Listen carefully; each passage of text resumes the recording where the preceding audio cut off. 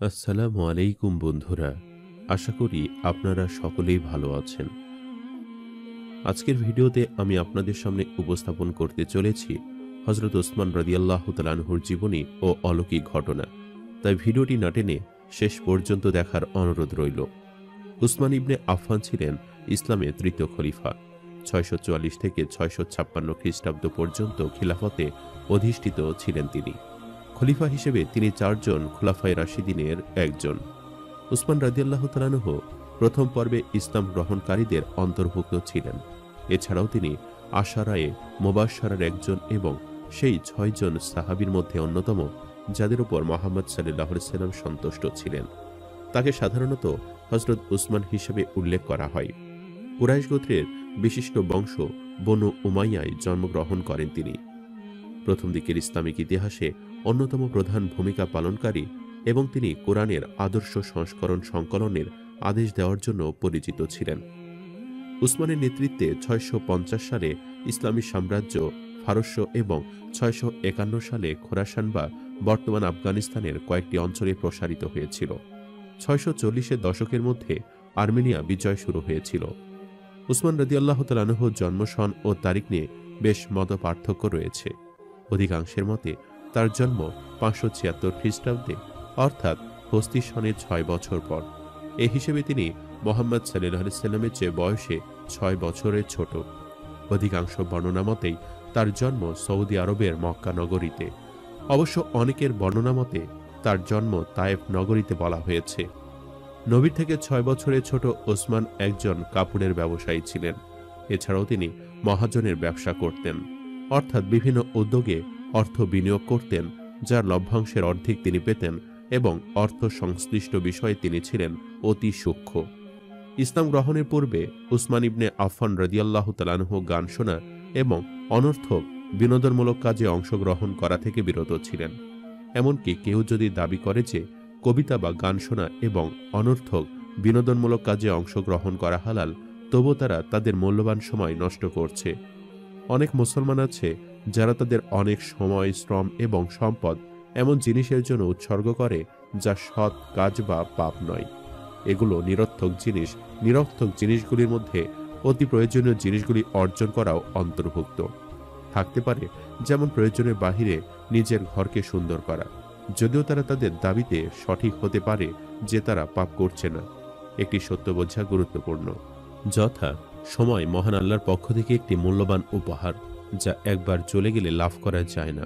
সময় ছাড়া অন্য সব জিনিস যেমন সম্পদ অর্জন করা যায়। সুতরাং যখন কেউ তাদের সময় এবং অন্যান্য আশীর্বাদ যেমন সম্পদকে অপ্রয়োজনীয় এবং অতিরিক্ত জিনিসের অর্থ নিরর্থক জিনিসের জন্য উৎসর্গ করে, তখন তা বিচার দিবসে একটি বড় আফসোসের দিকে নিয়ে যায়।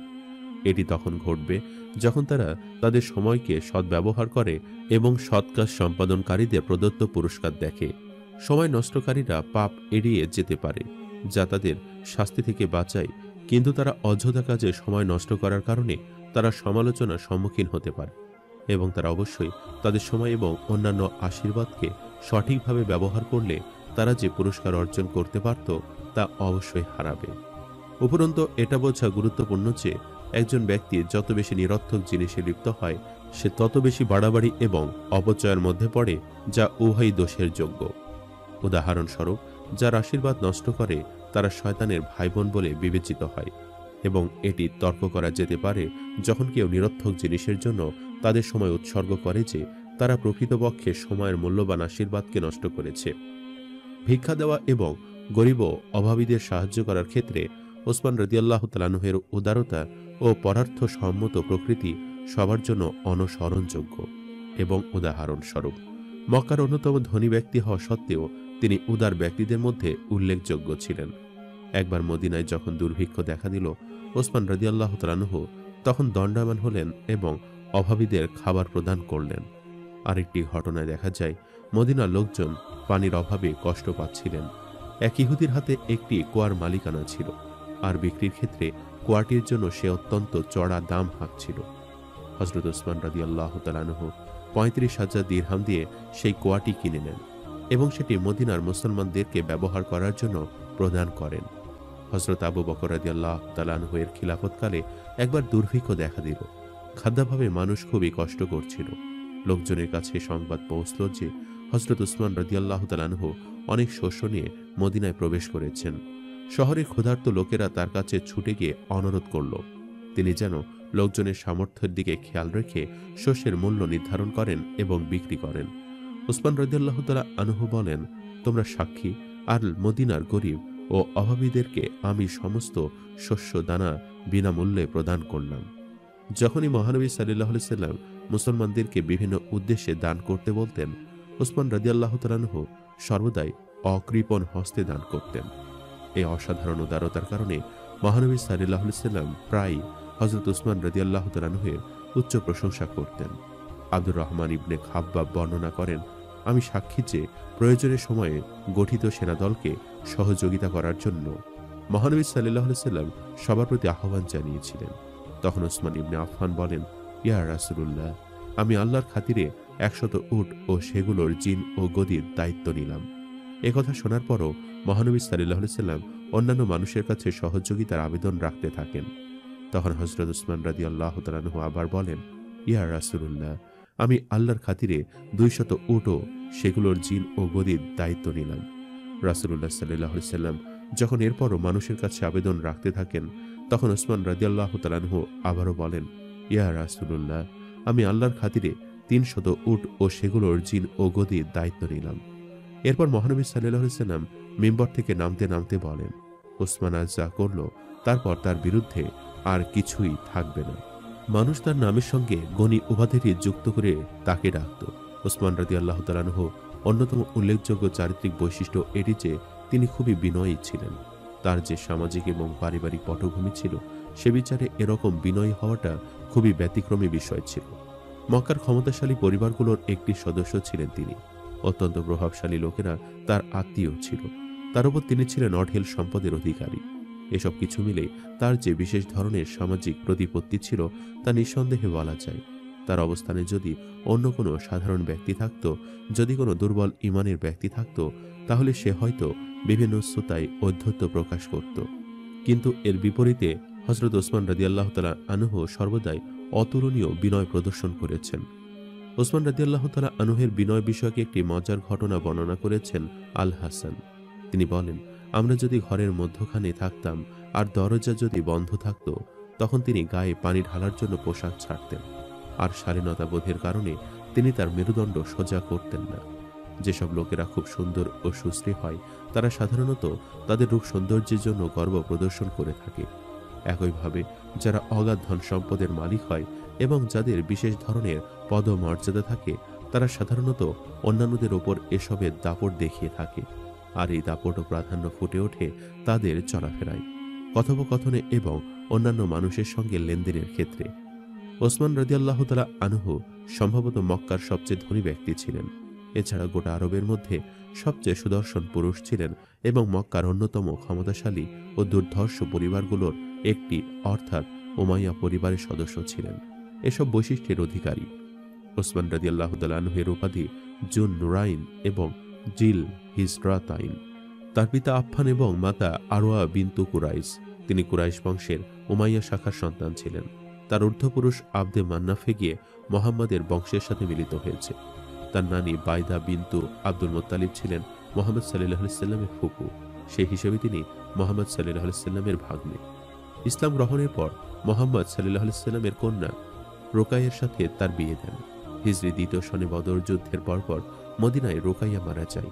এরপর নবী তার দ্বিতীয় কন্যা উম্মু কুলসুমের সঙ্গে তার বিয়ে দেন। এ কারণে তিনি মুসলিমদের কাছে জুন নুরাইন বা 2 জ্যোতির অধিকারী হিসেবে খ্যাত। তবে এ নিয়ে কিছু মতভেদ রয়েছে। যেমন ইমাম সৌদি মনে করেন ইসলাম গ্রহণের পূর্বেই ওসমান রাদিয়াল্লাহু তাআলা আনহুর সাথে রোকাইয়ার বিয়ে হয়েছিল। তবে অধিকাংশ ইতিহাসবেত্তা এ ধারণা পরিত্যাগ করেছেন। ওসমান এবং রোকাইয়া ছিলেন প্রথম হিজরতকারী মুসলিম পরিবার। তারা প্রথম আবিসিনিয়ায় হিজরত করেছিলেন। সেখানে তাদের একটি ছেলের জন্ম নেয়, যার নাম রাখা হয় আব্দুল্লাহ ইবনে ওসমান। এরপর ওসমানের কুনিয়া হয় আবি আবদিল্লাহ। হিজরি 4 সনে আবদুল্লাহ মারা যায়। বদরের যুদ্ধের পরপর রুকাইয়া মারা যান। এরপর ওসমানের সাথে উম্মু কুলসুমের বিয়ে হয়, যদিও তাদের ঘরে কোনো সন্তান আসেনি।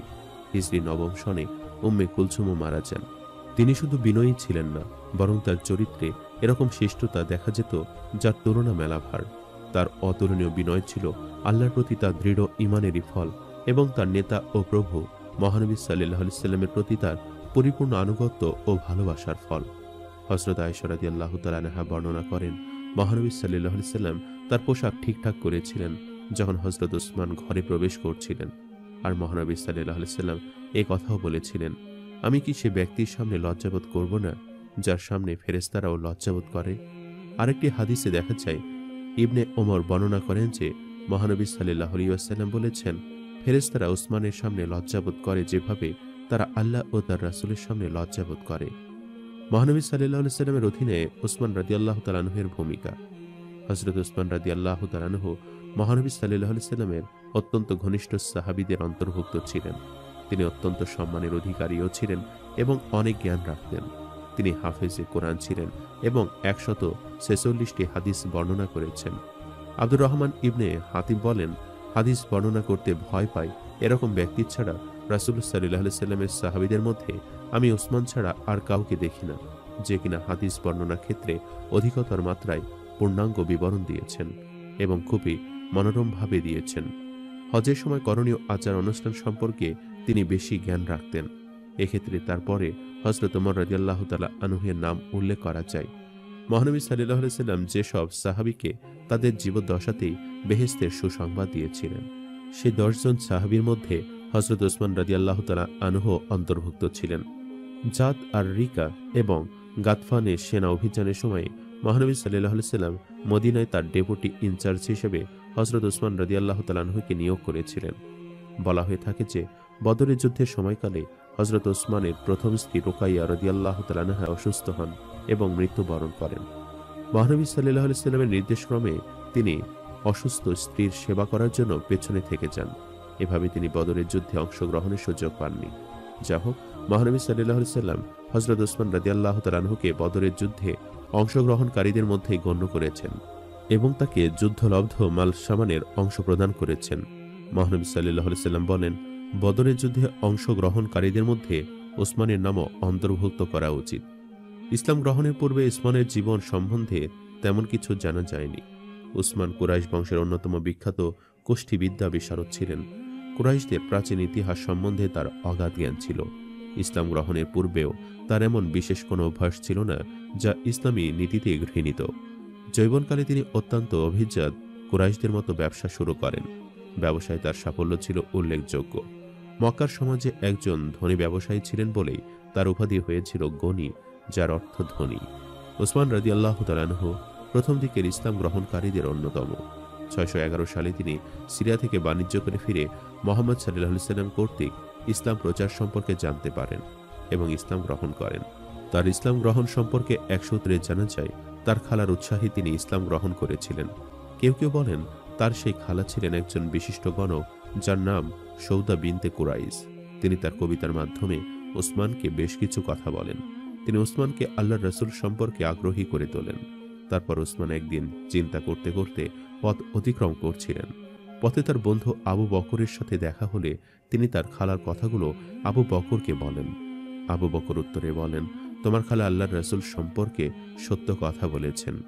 ওসমান, তুমি সত্য মেনে নাও। তুমি আল্লাহর রাসূলের কাছে যাও এবং তার কথাগুলো শোনো। তিনি আবু বকরের কথা অনুযায়ী আল্লাহর রাসূলের কাছে গিয়ে তার কথা শোনেন। অতঃপর অবিলম্বে ইসলাম গ্রহণ করেন। ওসমান রাদিয়াল্লাহু তাআলা আনহু খুব লাজুক স্বভাবের ছিলেন। নবী সাল্লাল্লাহু আলাইহি সাল্লাম ভবিষ্যৎ বাণী করেছিলেন যে, ওসমান, আল্লাহ তোমাকে পোশাক পরাবে, কিন্তু লোকেরা সেটা খোলার চেষ্টা করবে, তুমি খুলবে না। সে পোশাকটির উদ্দেশ্য ছিল খিলাফতের দায়িত্ব পাওয়া, আর পরবর্তীতে তিনি খলিফাও হন। এটি ছিল তার জীবনের জন্য অলৌকিক ঘটনা। ওসমান রাদিয়াল্লাহু তাআলা আনহু বায়তুল মাল থেকে জনগণকে দেওয়া ভাতা 25% বাড়িয়ে দেন, যা ওমর রাদিয়াল্লাহু তাআলা আনহুর সময় সবার জন্য নির্দিষ্ট ছিল। বিজিত অঞ্চলের কৃষির জমি বিক্রির উপর ওমর রাদিয়াল্লাহু তাআলা আনহু নিষেধাজ্ঞা তুলে দিয়ে তিনি এর অনুমোদন প্রদান করেন। তার করা অর্থনৈতিক পুনর্গঠনের কারণে খিলাফতের মুসলিম অমুসলিম সবাই অর্থনৈতিক সুফল ভোগ করতে পারত। প্রথম 2 খলিফার চাইতে হযরত ওসমান বেশি বৃদ্ধ বয়সে খিলাফতের আসনে বসেন, যে কারণে পূর্বের 2 খলিফার শাসন পদ্ধতির সাথে ওসমান রাদিয়াল্লাহু তাআলা আনহুর শাসন পদ্ধতির অনেক দুর্বলতা লক্ষ্য করা যায়। বিশেষ করে খলিফা ওসমান রাদিয়াল্লাহু তাআলা আনহু ছিলেন আত্মীয় স্বজনদের প্রতি অসম্ভব বেশি দুর্বল। তবু দায়িত্ব পাওয়ার সাথেই হযরত ওসমান রাদিয়াল্লাহু তাআলা আনহু ঘোষণা দেন কুরআন সুন্নাহ অনুযায়ী রাষ্ট্র পরিচালনা হবে। একই সাথে তার পূর্ববর্তী দুই খলিফার নিয়ম অনুযায়ী সব চলবে। তিনি সবসময় দায়িত্বপ্রাপ্তদের বলতেন, আল্লাহকে ভয় করুন, অন্যায় থেকে নিজেদের বাঁচিয়ে রাখুন, দুর্বলের প্রতি অত্যাচার করবেন না।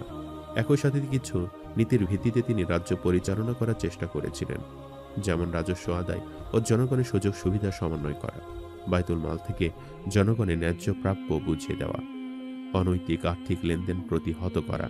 বিচার ব্যবস্থার প্রতি তিনি ব্যাপক নজর দিয়েছিলেন। ইবনে ওমর অব্যাহতি চাইলে তাকে তিনি অব্যাহতি দিয়েছেন। আদালতকে দিয়েছেন একটি প্রাতিষ্ঠানিক রূপ। সেখানে প্রসিদ্ধদের বিচারকদেরই তিনি নিয়োগ দিতেন। সে সময় কয়েকজন চোরের মৃত্যুদণ্ড হয়েছিল। অর্থের লোভে একজন ব্যবসায়ী হত্যা হলে তাকেও হত্যার আদেশ দেওয়া হয়। ডাকিনী বিদ্যার জন্য ব্যাপক শাস্তি নির্ধারণ হয়েছিল। মোরতাদকে তওবা করার সুযোগ দিতেন। একবার এক ছেলে চুরি করলে তিনি বললেন, তার গোপনাঙ্গ পরীক্ষা করে দেখো। লোকেরা যখন দেখল সে বালেগ হয়নি, তখন ওসমান রাদিয়াল্লাহু তাআলা আনহু তার হাত কাটেননি। মোট কথা, হযরত ওসমান রাদিয়াল্লাহু তাআলা আনহু প্রথম দিকে প্রশাসনিক ক্ষমতার সুষ্ঠু ব্যবহার করতে পারলেও পরবর্তীতে বৃদ্ধ হওয়ার কারণে এবং আত্মীয় স্বজনের প্রতি তার দুর্বলতা প্রকাশের ফলে ধীরে ধীরে তার প্রশাসনিক ক্ষমতাও নষ্ট হয়ে যেতে থাকে। ফলে তিনি তার কয়েকজন প্রসিদ্ধ আত্মীয় স্বজনের হাতের পুতুলে পরিণত হন। আর এই কারণে তার শাসন পদ্ধতিতে নানান দুর্বলতা প্রকাশ পেতে থাকে, যা তাকে শেষ পর্যন্ত মৃত্যুর মুখোমুখিতে দাঁড় করিয়ে দেয়। হযরত ওসমান রাদিয়াল্লাহু তাআলা আনহু খুব সহজেই যে খিলাফতের আসনে আসীন হয়েছেন এমনটা কখনোই নয়। রাসূলুল্লাহ সাল্লাল্লাহু আলাইহি ওয়াসাল্লামের ওফাতের পর থেকে হযরত আলী রাদিয়াল্লাহু তাআলা আনহুকে মাসনদে বসানোর জন্য ব্যাপক তোড়জোড় হয়, যে বিষয় ইসলামী খিলাফতের শুরু থেকে একদল বিদ্রোহ করে বসে, যে কারণে হযরত ওসমান রাদিয়াল্লাহু তাআলা আনহু খলিফা হওয়ার সাথে সাথেই বড় ধরনের এক সমস্যার সম্মুখীন হন। ওবায়দুল্লাহ ইবনে ওমর হযরত ফারুকে আজমের হত্যাকাণ্ডে জড়িত সন্দেহে কয়েকজন নাসারা ও মুনাফিক প্রকৃতির মুসলমানকে হত্যা করেন, যে বিষয়টি নতুন খলিফাকে খুবই বিব্রতকর অবস্থায় ফেলে দিল। যদিও কৌশলী খলিফা এই ঘটনাটিকে বেশি দূর আগাতে দেননি। হযরত ওসমান রাদিয়াল্লাহু তাআলা আনহু খলিফা হওয়ার আগে থেকে আরবে বনি হাশিম ও বনি উমাইয়ার বিরোধ চরম তুঙ্গে ছিল। একই সাথে কুরাইশ অকুরাইশ দ্বন্দ্ব ছিল চোখে পড়ার মতো। সেখানে আরো বড় সমস্যা সৃষ্টি করে মুজাহির আনসার সম্প্রীতির ভাটা। গদির ওপর বিষ ছড়ার মতো ছিল ইবনে সাবার অপপ্রচার। এসবের সাথে অমুসলিমদের বিদ্বেষ ও তৎকালীন ইসলামী শাসনে বেশ সমস্যা সৃষ্টি করছিল। যদিও খলিফা ওসমান রাদিয়াল্লাহু তাআলা আনহু তার শাসনকালের প্রথম ৬-৭ বছরের কার্যক্রমে তার জনপ্রিয়তা বৃদ্ধি পায়। শুরুর দিকে খলিফা ওসমান রাদিয়াল্লাহু তাআলা আনহু রাজনৈতিক, প্রশাসনিক, সামরিক, অর্থনৈতিক ও সামাজিক ক্ষেত্রে বিভিন্ন পরিবর্তনের কারণে সাফল্য অর্জন করেন। তার জনহিতকর কার্যক্রম সমাজের আদল পরিবর্তন করে দিয়েছিল। তিনি মদিনা শহর রক্ষাবাদ মাহরু নির্মাণ করেন, খাল খনন করে কৃষিতে ব্যাপক উন্নতি সাধন করেন, পয় প্রণালী ও রাস্তাঘাট নির্মাণ করে জনগণের অত্যন্ত প্রিয় খলিফায় পরিণত হন। মসজিদে নববীর আধুনিকায়ন করেন তিনি। তার শাসন আমলেই অর্থনৈতিক সচ্ছলতার কারণে মদিনার ঘরে ঘরে সুখ স্বাচ্ছন্দ্যে ভরে গিয়েছিল। কিন্তু খিলাফতের অষ্টম বছর থেকে হযরত ওসমান রাদিয়াল্লাহু তাআলা আনহুর বিরুদ্ধে স্বজনপ্রীতি, কোরআন দগ্ধীকরণ, চারণভূমি রক্ষণাবেক্ষণ, আবু যর গিফারি নির্বাসন, বাইতুল মালের অর্থ অপচয় ইত্যাদি অভিযোগ সহ নানান অভিযোগ আসতে শুরু করে, যা বৃদ্ধ ওসমান রাদিয়াল্লাহু তাআলা আনহু দমন করতে পারছিলেন না। তার দুর্বলতা সুযোগ তার আত্মীয়রা সহ বিদ্রোহীরাও নিয়েছিল। ফলে খিলাফতের শেষ কয়েক বছর তিনি এক প্রকার ক্ষমতাহীন হয়ে পড়েন। এমন কিছু ঘটনা ইতিহাসবিদরা তুলে এনেছেন যা সত্যিই ওসমান রাদিয়াল্লাহু তাআলা আনহুর সাথে কল্পনা করা যায় না। তার জামাতা হারিস ইবনে হাকামকে তিনি তার বিয়ের দিন বাইতুল মাল থেকে 2 লাখ দিরহাম দিয়েছিলেন, যা তৎকালীন বাইতুল মালের কোষাধ্যক্ষ যায়েদ ইবনে আরকাম রাদিয়াল্লাহু তাআলা আনহু মেনে নিতে পারেনি। একবার তিনি জুবাইরকে 6 লাখ, তালহাকে 2 লাখ এবং মারওয়ান ইবনে হাকামকে আফ্রিকার এক পঞ্চমাংশ দিয়ে দেন, যা তৎকালীন সাহাবারা পছন্দ করেননি। এভাবেই তিনি তার সমস্ত আত্মীয় স্বজনের বিভিন্নভাবে সুযোগ সুবিধা দিয়েছিলেন, যা তার বিরুদ্ধে অসন্তুষ্টের কারণ হিসেবে দেখা দেয়। তার সুবিধাপ্রাপ্ত ব্যক্তির মধ্যে অন্যতম ব্যক্তি ছিলেন হযরত মুয়াবিয়া, যিনি তার শক্তির সামর্থ্য দিয়ে তার রাজ্যের সীমা বাড়িয়ে ফিলিস্তিন ও হেমসকেও তার অন্তর্ভুক্ত করে নেন। একই সাথে তিনি খলিফাকে ডিঙ্গিয়ে বিভিন্ন সিদ্ধান্ত নিতেন, যা অন্যান্য সাহাবীরা কখনোই পছন্দ করতেন না। শুধু তাই নয়, বিভিন্ন সুবিধা লাভকারী এইসব আত্মীয় স্বজনের মধ্যে অন্যতম ছিল হাকাম ইবনে আশ, যাকে রাসূলুল্লাহ সাল্লাল্লাহু আলাইহি ওয়াসাল্লাম প্রত্যাখ্যাত করেছিলেন। একই সাথে তার পুত্র মারওয়ান ইবনুল হাকাম ও তার দুধ ভাই আবদুল্লাহ ইবনে সাদ ইবনে আবি সারা ছিলেন উল্লেখযোগ্য। মারওয়ানকে তিনি নিজের প্রধান উজিরের পদে অধিষ্ঠিত করেন। আর এই মারওয়ান খলিফার দুর্বলতার সুযোগ নিয়ে নিজের আখের গোছাতে ব্যস্ত ছিল। বয়সের কারণে তিনি মারওয়ানের বিরুদ্ধে যেতে পারেননি এবং মারওয়ানও সে সুযোগের পূর্ণ ব্যবহার করেছেন। হযরত উসমান রাদিয়াল্লাহু তাআলা আনহু-এর দুর্বলতাকে কাজে লাগিয়ে যারা দেশ ও ইসলামের ক্ষতি করছিল তাদের বিরুদ্ধে বিশিষ্ট সাহাবারা সবসময় তাকে বোঝানোর চেষ্টা করতেন। কিন্তু বয়সের ভারে খলিফা দুর্বল হয়ে পড়ায় তিনি কারো বিরুদ্ধে কোনো কঠোর পদক্ষেপ নিতে পারেননি। এসব কারণে হযরত উসমান পরবর্তীতে গণ আন্দোলনের মুখে পড়েন। মোট কথা, তার শাসনামলে তিনি আত্মীয় স্বজনের সাথে সম্প্রতি রক্ষা করার চেষ্টা করেছেন, যার সুযোগ সেই সব আত্মীয় স্বজনরা নিয়েছেন এবং তাদের কারণেই হযরত উসমান রাদিয়াল্লাহু তাআলা আনহু-এর বিরুদ্ধে অন্যান্যরা আন্দোলন করতে সুযোগ পায়। হযরত উসমান রাদিয়াল্লাহু তাআলা আনহু-এর দানের কথা ইসলামের ইতিহাসে সর্বজন বিদিত। তিনি ছিলেন বিশিষ্ট ব্যবসায়ী, তাই তিনি যে কোনো প্রয়োজনে যে কোনো অবস্থায় দান করতে এক বিন্দু চিন্তা করতেন না। এ কারণে তার উপাধি হচ্ছে আল গনি, অর্থাৎ ধনী। তার দানের বিভিন্ন ঘটনা আমরা বিভিন্ন মাধ্যম থেকে জানতে পারি। হিজরতের পর রাসূল সাল্লাল্লাহু আলাইহি ওয়াসাল্লাম সালাত আদায়ের জন্য যে মসজিদ সর্বপ্রথম নির্মাণ করেন তার নাম মসজিদে নববী, যা আয়তনে ছোট ছিল। পরবর্তীতে মুসল্লির সংখ্যা বৃদ্ধি পেলে মসজিদের জায়গার সংকুলান হচ্ছিল না।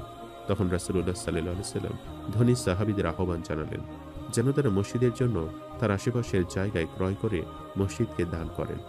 এই উদ্দেশ্যকে সামনে রেখে একদিন রাসূলুল্লাহ সাল্লাল্লাহু আলাইহি ওয়াসাল্লাম সবাইকে উৎসাহ দিয়ে বললেন, কে আছে যে নিজ উপার্জিত সম্পদ দিয়ে এই জায়গাটা ক্রয় করবে? সে দুনিয়াতে তো অন্যান্য মুসলিমের মতোই থাকবে, তবে জান্নাতে তার জন্য উত্তম কিছুর ব্যবস্থা থাকবে। এটা শোনার পর হযরত উসমান রাদিয়াল্লাহু তাআলা আনহু নিজ উপার্জিত অর্থ দিয়ে জায়গাটি ক্রয় করে মসজিদে নববী বর্ধিত করার জন্য দান করেন। উসমান রাদিয়াল্লাহু তাআলা আনহু যে কোনো যুদ্ধে ও জিহাদে দানের ক্ষেত্রে প্রথম সারিতে থাকতেন। বিশেষ করে তাবুক যুদ্ধে তার দান ইতিহাসে আজও অবিস্মরণীয় হয়ে আছে। হযরত উসমান রাদিয়াল্লাহু তাআলা আনহু-এর যাবতীয় খরচসহ পরপর 5 বারে হাওদাসহ 900 উট, গদি ও পালান সম্বলিত 100 ঘোড়া, প্রায় 5.5 কেজি ওজনের সমমান 1000 স্বর্ণ মুদ্রা, প্রায় 29 কেজি ওজনের মতো 200 উকিয়া রূপার মুদ্রা দান করেন।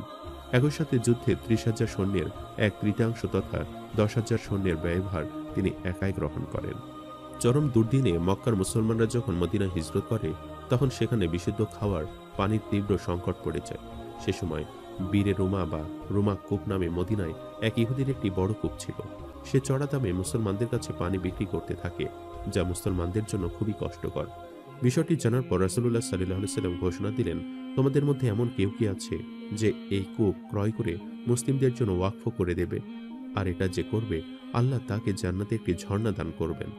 এই খবর শোনার পর হযরত উসমান রাদিয়াল্লাহু তাআলা আনহু 35,000 দিরহামের বিনিময়ে কূপটি ক্রয় করে রাসূল সাল্লাল্লাহু আলাইহি ওয়াসাল্লামকে বলেন, আমি কূপটি কিনে নিয়েছি এবং আজ থেকে কিয়ামত পর্যন্ত এই কূপের পানি সমস্ত মুসলমানের জন্য উন্মুক্ত করে দিলাম। হযরত উসমানের কথায় আল্লাহ সত্য করে দিলেন। এখনও সেই কূপের পানি চলমান। যখন হযরত আলী বিবাহের সময় অর্থের অভাবে ছিলেন, তখন তিনি তার বর্মটি বিক্রি করতে চাইলে হযরত উসমান সেই বর্মটি 460 দিরহামে ক্রয় করেন। শুধু তাই নয়, বর্মটি ওসমান রাদিয়াল্লাহু তাআলা আনহু ক্রয় করলেও সেটি তিনি পুনরায় আলী রাদিয়াল্লাহু তাআলা আনহুকে ফিরিয়ে দিয়ে মহত্বের পরিচয় দেন। এমন হাজারো দানের উদাহরণ রয়েছে হযরত উসমান রাদিয়াল্লাহু তাআলা আনহুর জীবনে। প্রথম খলিফা হযরত আবু বকর রাদিয়াল্লাহু তাআলা আনহুর সময়ে মদিনায় চরম অনাবৃষ্টি দেখা দেয়। এতে ফসল উৎপাদন না হওয়ার কারণে চরম খাদ্য সংকট দেখা দেয়। এরই মধ্যে উসমান রাদিয়াল্লাহু তাআলা আনহুর সিরিয়ায় নিয়োজিত ব্যবসায়ীরা খাদ্যশস্য বোঝাই 100 উট নিয়ে মদিনায় হাজির হলেন। চরম দুর্ভিক্ষে এত খাদ্যশস্য দেখে মদিনার ব্যবসায়ীরা ভালো ব্যবসার আশায় উসমান রাদিয়াল্লাহু তাআলা আনহুর কাছে বিভিন্ন লাভের অফার দিতে লাগলেন। কিন্তু তিনি কারো কথায় সাড়া না দিয়ে সরাসরি তার সকল খাদ্যশস্য মদিনাবাসীর জন্য সাদকা করে দিলেন। হতদরিদ্র এক লোক রাসূলের কাছে কিছু সাহায্য চাইল। তখন রাসূলুল্লাহ সাল্লাল্লাহু আলাইহি ওয়াসাল্লাম নিকট কিছুই ছিল না। তিনি লোকটাকে হযরত ওসমানের কাছে যেতে বললেন, কিন্তু লোকটি ওসমান রাদিয়াল্লাহু তাআলা আনহুর কাছে গেল। তিনি ওসমান রাদিয়াল্লাহু তাআলা আনহু এমন কিছু কর্মকাণ্ড দেখতে পেলেন যাতে যে কেউ তাকে কৃপণ ছাড়া কিছুই ভাববে না। ফলে তিনি রাসূল সাল্লাল্লাহু আলাইহি ওয়াসাল্লামের দরবারে ফিরে গেলেন এবং বললেন, হযরত ওসমান কৃপণ প্রকৃতির লোক। তারপরও রাসূল তাকে আবার তার কাছে যেতে বললেন। এভাবে নিঃস্ব লোকটি ওসমান রাদিয়াল্লাহু তাআলা আনহুর কাছে গিয়ে বারবার বিভিন্ন কিছু দেখে ফিরে গেলেন। তিনবারের সময় রাসূলুল্লাহ সাল্লাল্লাহু আলাইহি সাল্লামের কথা স্মরণ করে লোকটি উসমান রাদিয়াল্লাহু তাআলা আনহু এর কাছে গিয়ে কিছু সাহায্য চাইলেন এবং তার বেশ কয়েকবার আসা যাওয়ার কথাও বললেন। এই কথা শুনে উসমান রাদিয়াল্লাহু তাআলা আনহু তাকে কিছু দেওয়ার সিদ্ধান্ত নিলেন। তখনই সিরিয়া থেকে তার উট বোঝাই খাদ্যশস্যের কাফেলা হাজির হলো। তখন তিনি তাকে সেখান থেকে ভালো একটি উট বোঝাই খাদ্যশস্য নিতে বললেন। লোকটির জন্য যে উট বাছাই করা হলো সেটি খুবই তাজা, শক্তিশালী এবং কাফেলার প্রথমে থাকার কারণে কাফেলার বাকি উটগুলো সেই উটকে অনুসরণ করতে লাগলো। ফলে সেই উটকে কাফেলা থেকে আলাদা করা গেল না। পরবর্তীতে এই খবর ওসমান রাদিয়াল্লাহু তাআলা আনহু জানতে পারলে তিনি পুরো কাফেলা খাদ্যশস্য সেই লোকটিকে দিয়ে দিতে বললেন। এই কথা শুনে ফকির লোকটি আশ্চর্য হয়ে গেলেন, কেননা যে ব্যক্তি সামান্য পয়সা বাঁচানোর জন্য বিভিন্ন রকম কৃপণতা অবলম্বন করে সে ব্যক্তি কিভাবে এতগুলো খাদ্যশস্য দান করতে পারেন। এরপর লোকটি ওসমান রাদিয়াল্লাহু তাআলা আনহুর কৃপণতার কারণগুলো জানতে চাইলেন, যেগুলো তিনি বেশ কয়েকবার তার বাড়িতে এসে তিনি দেখেছেন। হযরত ওসমান রাদিয়াল্লাহু তাআলা আনহু তাকে জানালেন, আল্লাহ বিশ্বের সমস্ত সম্পদের মালিক, মানুষ হলো শুধুমাত্র পাহারাদার। সে শুধু আল্লাহর ইচ্ছা অনুসারে সম্পদ নিজের জন্য এবং সমাজের অন্যান্য ব্যক্তির উপকারের জন্য ব্যয় করতে পারবে। এটাই হলো হযরত ওসমান রাদিয়াল্লাহু তাআলা আনহুর দানের ব্যক্তি। ইসলামের তৃতীয় খলিফা হযরত ওসমান রাদিয়াল্লাহু তাআলা আনহুকে জামিউল কোরআন বলা হয়। এই উপাধির অর্থ হলো কোরআন সংকলনকারী। পবিত্র কোরআন সংকলন খলিফা ওসমান রাদিয়াল্লাহু তাআলা আনহুর একটি অমর কীর্তি। ওসমান রাদিয়াল্লাহু তাআলা আনহুর শাসনামলে ইসলাম দ্রুতই বিস্তার লাভ করে, যে কারণে বিভিন্ন ভাষাভাষীদের মাঝে ইসলাম প্রবেশ করছিল। এর ফলে তার সাম্রাজ্যের বিভিন্ন স্থানে কোরআন পাঠের বিভিন্ন উচ্চারণ ভঙ্গি পরিলক্ষিত হয়, যা খলিফার নজরে এলে তিনি তা দ্রুত সমাধান করার জন্য 651 খ্রিস্টাব্দে বিশেষ কমিটি গঠন করেন, যার প্রধান ছিলেন যায়েদ বিন সাবিত। তারা বিশেষ সতর্কতার সাথে কোরআন সংকলনের উদ্যোগ নেন। এই কমিটি হযরত ওমর রাদিয়াল্লাহু তাআলা আনহুর কন্যা হযরত হাফসা রাদিয়াল্লাহু তাআলা আনহুর কাছে সংরক্ষিত কোরআনের মূল পাণ্ডুলিপি থেকে একটি বিশুদ্ধ কোরআন সংকলন করেন, যে পাণ্ডুলিপিটির উচ্চারণ ছিল কুরাইশীয়। এখানে জ্ঞাতব্য বিষয় হলো, পবিত্র কোরআন আরবি ভাষার বিভিন্ন অঞ্চলের উচ্চারণ ভঙ্গির ওপর আরবি কিছু উপভাষায় নাজিল হয়েছিল। তাই মুহাম্মদ সাল্লাল্লাহু আলাইহি সাল্লামের মাতৃভাষা কুরাইশী বাচন ভঙ্গির ওপর কোরআন সংকলন করা হয় এবং এই সংকলিত মূল কপির 7টি অনুলিপি তৈরি করা হয়, যা ওসমান রাদিয়াল্লাহু তাআলা আনহু তার সাম্রাজ্যের বিভিন্ন অঞ্চলে পাঠিয়ে দেন। একইভাবে কোরআনের অন্য উচ্চারণের অন্যান্য কপিগুলো পুড়িয়ে ফেলেন। তার এই মহৎ কাজের জন্য ইসলাম বিরাট ক্ষতি থেকে রক্ষা পায়। হযরত উসমান রাদিয়াল্লাহু তাআলা আনহু হযরত মুহাম্মদ সাল্লাল্লাহু আলাইহি সাল্লামের 2 মেয়ে রুকাইয়া ও উম্মে কুলসুম রাদিয়াল্লাহু তাআলা আনহুকে বিয়ে করেছিলেন। এ কারণে তাকে জুন্নুরাইন বলা হয়। জুন্নুরাইন শব্দের অর্থ 2 জ্যোতিষ্কের বা আলোর অধিকারী। হযরত মুহাম্মদ সাল্লাল্লাহু আলাইহি সাল্লামের কন্যারা ছিলেন নূর বা আলো তথা জ্যোতি। হযরত উসমান রাদিয়াল্লাহু তাআলা আনহু প্রথমে রাসূলুল্লাহ সাল্লাল্লাহু আলাইহি সাল্লামের মেয়ে রুকাইয়াকে বিবাহ করেন। পরবর্তীতে তার মৃত্যুর পর রাসূলুল্লাহ সাল্লাল্লাহু আলাইহি সাল্লামের অন্য মেয়ে উম্মে কুলসুম রাদিয়াল্লাহু তাআলা আনহুকে বিবাহ করেন। এ কারণে তাকে 2 জ্যোতির অধিকারী বা জুন্নুরাইন বলা হয়। উসমান রাদিয়াল্লাহু তাআলা আনহু ছিলেন প্রথম ইসলাম গ্রহণকারীদের মধ্যে অন্যতম। ব্যক্তি জীবনে তিনি ছিলেন খুবই লাজুক প্রকৃতির এবং তার ব্যবহার ছিল অমায়িক। হযরত উসমান রাদিয়াল্লাহু তাআলা আনহুর স্ত্রীর সংখ্যা নিয়ে মতভেদ রয়েছে। কারো মতে 6টি, আবার কারো মতে 8টি। তার স্ত্রীদের নাম হলো রুকাইয়া বিনতে মুহাম্মদ। তার গর্ভে আব্দুল্লাহ রাদিয়াল্লাহু তাআলা আনহু নামে একজন পুত্র সন্তান জন্মগ্রহণ করেন। উম্মে কুলসুম বিনতে মুহাম্মদ সাল্লাল্লাহু আলাইহি সাল্লাম। রুকাইয়া রাদিয়াল্লাহু তাআলা আনহুর মৃত্যুর পর উসমান রাদিয়াল্লাহু তাআলা আনহু তাকে বিয়ে করেন। ফাখতা বিনতে গাজওয়ান রাদিয়াল্লাহু তাআলা আনহা, তিনি ছিলেন আমির উতবা ইবনে গাজওয়ানের বোন। তার সন্তান হচ্ছেন আব্দুল্লাহ আল-আশকার রাহমাতুল্লাহি আলাইহি। উম্মে আমর বিনতে জুনদুব আল আসদিয়া রাদিয়াল্লাহু তাআলা আনহা, তার সন্তান হচ্ছে আমর, খালিদ, আবান, ওমর ও মারিয়াম রাহমাতুল্লাহি আলাইহি। ফাতিমা বিনতে ওয়ালিদ ইবনে আব্দুস শামস, তার সন্তান হচ্ছেন ওয়ালিদ, সাইদ, উম্মে শাহাদা রাহমাতুল্লাহি আলাইহি জন্মগ্রহণ করেন। উম্মুল বানিন বিনতে ওয়াইনা রাহমাতুল্লাহি আলাইহি, তার গর্ভে আব্দুল মালিক রাহমাতুল্লাহি আলাইহি জন্মগ্রহণ করেন। রামলা বিনতে সাইবা রাহমাতুল্লাহি আলাইহি, তার সন্তান হচ্ছেন আয়েশা, উম্মে আবান, উম্মে আমর রাহমাতুল্লাহি আলাইহি। নাইলা বিনতে ফুরাশিসা, তিনি বিয়ের সময় খ্রিস্টান ছিলেন, কিন্তু পরে মুসলমান হয়ে বাকি জীবন অতিবাহিত করেন। হযরত উসমান রাদিয়াল্লাহু তাআলা আনহুর মোট সন্তান ছিলেন 16 জন। তাদের মধ্যে 9 জন ছেলে এবং 7 জন মেয়ে। হযরত উসমান রাদিয়াল্লাহু তাআলা আনহুর জীবনে বেশ কিছু অলৌকিক ঘটনা রয়েছে। তার জীবনের একটি বড় অলৌকিক দিক ছিল রাসূলুল্লাহ সাল্লাল্লাহু আলাইহি সাল্লাম যখন তার জন্য দোয়া করতেন, তিনি অসুস্থ থাকার পরও সে দোয়ার বরকতে সুস্থ হয়ে যেতেন। একবার উসমান রাদিয়াল্লাহু তাআলা আনহু গুরুতর যক্ষে অসুস্থ হয়ে পড়েছেন। তখনই নবীজি সাল্লাল্লাহু আলাইহি সাল্লাম তার জন্য দোয়া করতেন। অসুস্থ ওসমান রাদিয়াল্লাহু তাআলা আনহুকে বিশ্বনবী একাধিকবার দোয়া করে সুরক্ষিত করেছেন। একবার ওসমান রাদিয়াল্লাহু তাআলা আনহুর শরীরে হঠাৎ কোনো রক্ত স্বল্পতা দেখা দেয় এবং তিনি রক্তশূন্যতার কারণে অনেক অসুস্থ হয়ে পড়েন। তখন আল্লাহর রাসূল সাল্লাল্লাহু আলাইহি সাল্লাম ওসমান রাদিয়াল্লাহু তাআলা আনহুর সুস্থতার জন্য আল্লাহর কাছে দোয়া করেন এবং অলৌকিকভাবে দোয়া করার সাথে সাথে তার শরীরে দুর্বলতা চলে যায়, তার রক্ত স্বল্পতা দূর হয়ে যায় এবং তিনি নিজেকে সুস্থ অনুভব করেন। মদিনা শহরে এক প্রাচীন ছিল, কূপটির নাম রোমা কূপ। তখন এটি ছিল একমাত্র মিষ্টি পানির উৎস। হযরত ওসমান এই কূপটি অর্জন করে সম্পূর্ণ মুসলিম উম্মাহর জন্য উন্মুক্ত করে দেন। বারংবার ব্যবসায়ীরা সেই কূপের পানি বিক্রি করতে চাইলেও তিনি প্রত্যাখ্যাত করেন। ওসমান রাদিয়াল্লাহু তাআলা আনহুর এমন কাজে নবী করিম সাল্লাল্লাহু আলাইহি সাল্লাম অনেক খুশি হয়েছিলেন এবং নবীজি তখন বারবার তার জান্নাতের আনন্দের প্রতিশ্রুতি দেন। শতাব্দী পেরিয়ে আজও সেই কূপটি থেকে পানি বের হচ্ছে। এটি ওসমান রাদিয়াল্লাহু তাআলা আনহুর মাধ্যমে আল্লাহর পক্ষ থেকে একটি অবিস্মরণীয় অলৌকিক দান।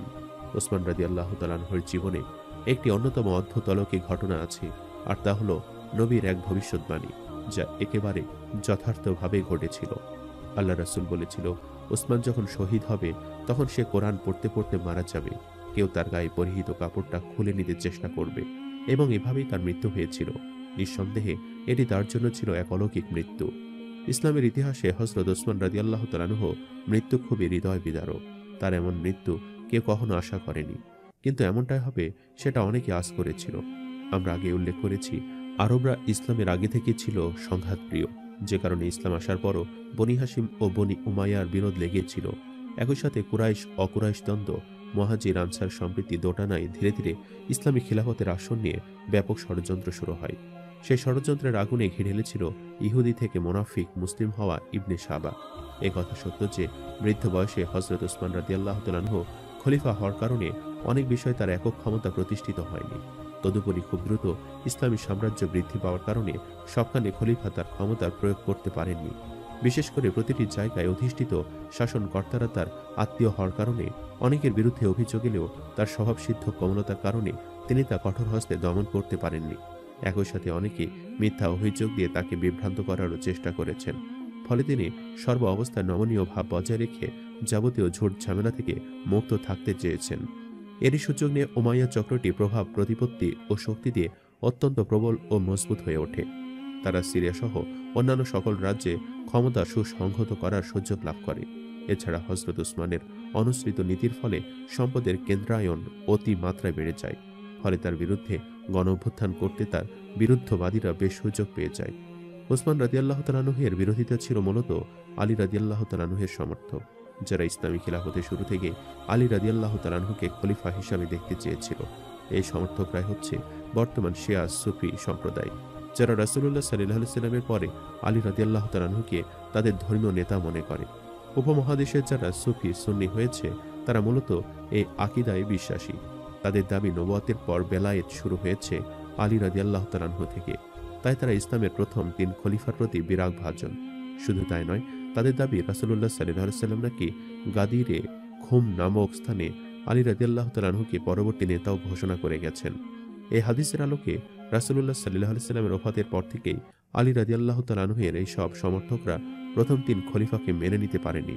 যদিও আলী রাদিয়াল্লাহু তাআলা আনহু এইসব শিয়া সুফিদের কখনোই প্রকাশ্যে সমর্থন করেননি, তবু এইসব বিদ্রোহী গোষ্ঠীরা সর্বদা সুযোগ খুঁজেছে কিভাবে আলী রাদিয়াল্লাহু তাআলা আনহুকে খলিফা করা যায়। যখন হযরত ওসমান রাদিয়াল্লাহু তাআলা আনহু বয়সের ভারে বৃদ্ধ এবং তার আত্মীয় স্বজন দ্বারা মুষ্টিগত, তখনই এইসব বিদ্রোহীরা ইহুদিদের ষড়যন্ত্রে ওসমান রাদিয়াল্লাহু তাআলা আনহুকে হত্যা করতে উঠে পড়ে। শেষ পর্যন্ত মিশর, বসরা ও কুফার বিদ্রোহী গোষ্ঠী একত্রিত হয়ে 656 খ্রিস্টাব্দে মদিনায় ঐক্যবদ্ধ হতে থাকে। হজ উপলক্ষে অধিকাংশ মদিনাবাসী মক্কা চলে যাওয়ায় তারা এ সময়কে মোক্ষম সুযোগ হিসেবে গ্রহণ করে। তারা সরাসরি খলিফা ওসমানকে পদত্যাগ করতে বলে। খলিফা পদত্যাগ অস্বীকার করলে তারা তাকে হত্যার হুমকি দেয়। একই সাথে তার উপর চাপ প্রয়োগ করতে বিদ্রোহীরা তাকে অবরুদ্ধ করে রাখে। হযরত ওসমান রাদিয়াল্লাহু তাআলা আনহু রক্তপাতের সম্পূর্ণ বিরোধী ছিলেন। বিশাল মুসলিম জাহানের খলিফা হিসেবে গুটি কয়েক বিদ্রোহীর কঠোর শাস্তিদানের পরিবর্তে তিনি তাদের দ্বারা অবরুদ্ধ থাকাটাই বাঞ্ছনীয় মনে করলেন। হযরত আলী, তালহা ও জুবাইর রাদিয়াল্লাহু তাআলা আনহুর ছেলেরা খলিফাকে নিরাপত্তা দিতে এগিয়ে আসে। তাদের দ্বারা গঠিত 18 নিরাপত্তারক্ষী বিবাদগামী বিদ্রোহীদের ঠেকিয়ে রাখার চেষ্টা করে। খলিফা ওসমান রাদিয়াল্লাহু তাআলা আনহু চাইলে বিদ্রোহীদের দ্বারা ঘেরাও করে তাদের নির্মূল করতে পারতেন। অন্যান্য শীর্ষস্থানীয় সাহাবীরা এ বিষয়ে প্রস্তুত ছিলেন, কিন্তু হযরত ওসমান নিজের জন্য কোনো মুসলমানের রক্ত ঝরাতে চাননি। অবশেষে নিরাপত্তা প্রহরীরা বিদ্রোহীদের মোকাবেলায় ব্যর্থ হন। অবশেষে বিদ্রোহীরা 656 খ্রিস্টাব্দের 17 জুন হিজরি 35 সনের 18 জিলহজ শুক্রবার আসরের সালাতের পর 82 বছর বয়স্ক বৃদ্ধ খলিফাকে ওসমান রাদিয়াল্লাহু তাআলা আনহুকে অত্যন্ত বর্বরভাবে হত্যা করে। তিনি 12 দিন কম 12 বছর খিলাফতের দায়িত্বে অধিষ্ঠিত ছিলেন। জুবাইর ইবনে মুতিম রাদিয়াল্লাহু তাআলা আনহু তার জানাজায় ইমামতি করেন। জান্নাতুল বাকিতে তাকে সমাহিত করা হয়। প্রিয় শ্রোতা, এতক্ষণ আলোচনা করেছি ওসমান রাদিয়াল্লাহু তাআলা আনহু এর জীবনী ও তার জীবনে ঘটে যাওয়া বেশ কিছু অলৌকিক ঘটনা। আলোচনা করেছি কিভাবে আল্লাহর নবীর দোয়ার বরকতে ওসমান রাদিয়াল্লাহু তাআলা আনহু অলৌকিকভাবে সুস্থ হয়েছিলেন। আরও আলোচনা করেছি কিভাবে ওসমান রাদিয়াল্লাহু তাআলা আনহু দুনিয়াতে থাকা অবস্থাতে নবীজির কাছ থেকে জান্নাতের সুসংবাদ পেয়েছেন। আলোচনা করেছি তার মৃত্যুর অলৌকিক ঘটনাটি। সম্মানিত দর্শক, ভিডিওটি আপনাদের কাছে কেমন লেগেছে তা আমাদের কমেন্ট করে অবশ্যই জানাবেন। আর সবাই আমাদের সাথেই থাকবেন। আজ তাহলে এই পর্যন্তই। আপনারা ভালো থাকবেন, সুস্থ থাকবেন। আল্লাহ হাফেজ।